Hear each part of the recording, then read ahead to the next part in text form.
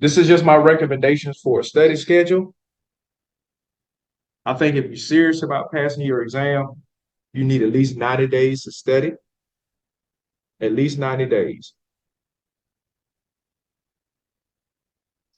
I think if you're only studying three or 3 days or less, I think you're kind of kidding yourself about trying to pass the exam, unless you just finished taking the exam and then you're going to, schedule to take it in another 90 days.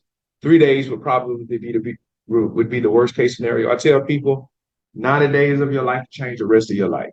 You're gonna need a 90 days of dedicated time.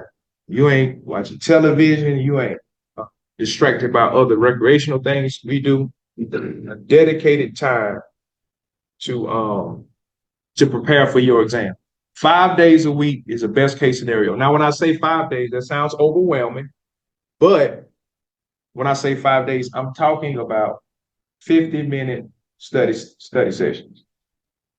A lot of times, 50 minutes of a lot of time. That doesn't sound like a lot because it really is not. But your brain really can only study for about an hour at a time and retain information. Outside of an hour, you just read it. Your brain's not really retaining the information. So I tell people that some people just need to feel they need to study for longer periods of time to feel accomplished. They need to say, okay, well, I was sitting here for 2 hours and that makes me feel like I actually studied. If you're that type of person, my recommendation would be to you study 50 minutes, take you a break, and then come back and study some more. But just to go 2 straight hours, unless you're some type of prodigy, it's usually too long to be sitting in front of information. But this is assuming that the 50 minutes of study time has no distractions. You got your TV off, your cell phone off. You're not cooking and studying, watching TV and studying, right? This is dedicated time to the information. Dedicated time to the information.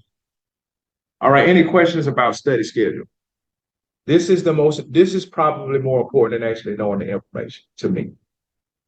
Because most people that I've encountered over the last 10 years who don't pass this exam, it's not that they don't know the information. When I do the test prep class, they can quote the information better than me, but not that. It's that they didn't create a structured environment to keep the information consistent so that when they get in front of the exam, they can regurgitate it. If anybody needs help with the study schedule, please call me. Don't hesitate to call me. I'll help you with it. But it's going to be very hard. You don't have dedicated study time to pass this exam. That's just how it is. I just listed a few reasons why people fail their exam. The number one that I've seen is anxiety. Like I said, it's not that people don't know the information. It just flat out, when I get in front of that screen, my mind goes blank. And a few reasons for that is because sometimes people are taking their exam in the wrong state of mind. Um, Somebody just passed in your family, so now you're gonna, attempt to take the exam. Somebody just had a medical procedure. You're up under pressure from your job to pass, and all of that is weighing on you while you're trying to take your exam. People think that they don't have enough time to finish. Actually, there's only about 2% of the population that actually doesn't finish because of time. You have plenty of enough time. One of the ways that you can know if you're prepared is as you're studying for this exam and you're doing exam questions, you should be able to answer a question in about a minute and a half. If it's taking you 3 minutes, 3.5 minutes, it probably lets you know you're not prepared. Number four, people trying to learn the study questions and hoping that those questions are going to be on your exam. That's one of the worst ways to study. You're not going to see those questions you're studying on your exam. You may see some semblance of that, but those exact questions. So I know people who try to memorize questions in hopes that they will be on your exam. Listen, these folks are not selling the questions that's on the exam.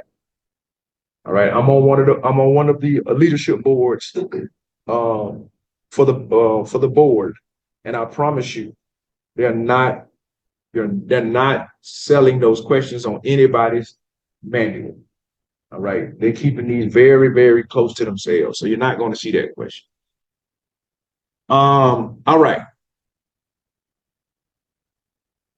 So some tips for for passing your exam. If you have anxiety, like don't beat yourself up, feel guilty about it, but we must be honest about it. If you have a struggle going into your exam, like anxiety, you got to find a way to deal with it before you take your test. If not, you're just going to give them $300. So whether that's, you practicing meditation, some people get prescriptions from their doctor to take, uh, something to calm them down. Um, maybe when you're taking your exam, they have that clock at the top. You keep looking at that clock, and that clock makes you think you don't have enough time. You actually can turn that off. Um, maybe that's something that you want to try. But whatever the case may be, deal with your anxiety so your anxiety doesn't deal with you. One of the most important reasons to deal with anxiety is because your brain, you have about three parts of your brain. Um, there's many parts, but three big parts. There's a top, middle, and a bottom part. Come on in. There's a top. I'm loud, so you ain't gonna disturb. There's a top, middle, and a bottom part. So the top part of your brain is what we call the neocortex. That's what helps you pass your test. There's a bottom part of your brain called the brain stem. That's what helps you get out of trouble. Fight if you need to, kick somebody in their face if they threaten you. Unfortunately, if you are in an anxious state, you're using the bottom part of your brain. So it can't do conflict resolution, negotiation. It can't solve tough problems. So you don't want to go in with anxiety. You don't want to go in with anxiety. Anxiety is already going to chop you down about 25% on your exam. So deal with your anxiety before your anxiety deals with you. All right. So we did quick introductions. You want to do a quick introduction real quick? Okay. I'm Essie. I am a CSW. Getting back into the field. I took my test once. I did not pass it. And I was like, now I'm like, yeah, you gotta pass it. Let's get it. That's So good to I'm have ready. you, Essie. And you drove from Homer? Yes, sir. Okay. Thank you for being. So we're just going over some tips. We got started late, so you didn't miss too much. Okay. I talked about the practice exam, and then I talked about the code of ethics. All right.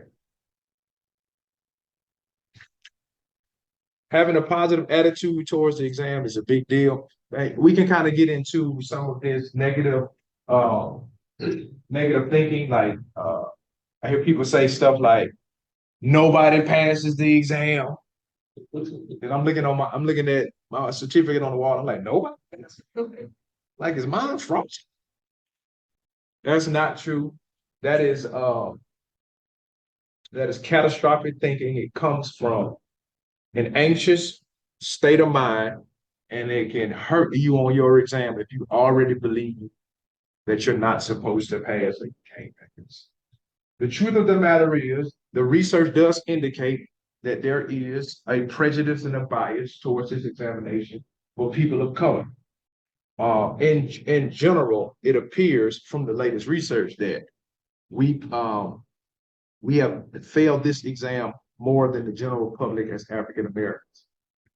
But if you look at the general overview of the exam, people pass this exam 75% of the time, the first time.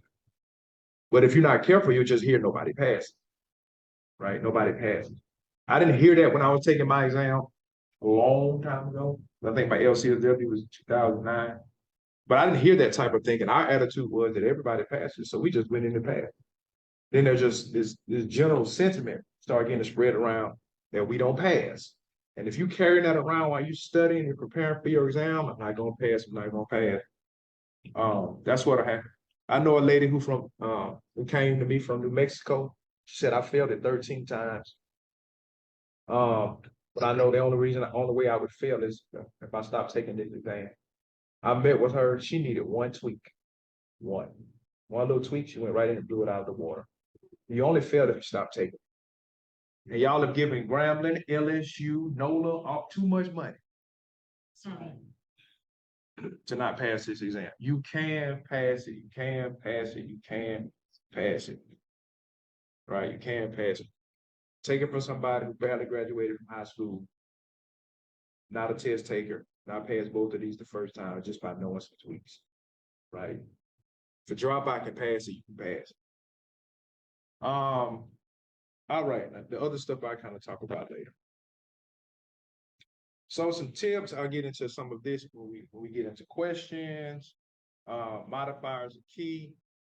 Paying attention to the order of social work process. I'm gonna talk about that in a second. If you get nothing else out of what I'm talking about today, I want you to really get something out of paying attention to the order of social work process. Please.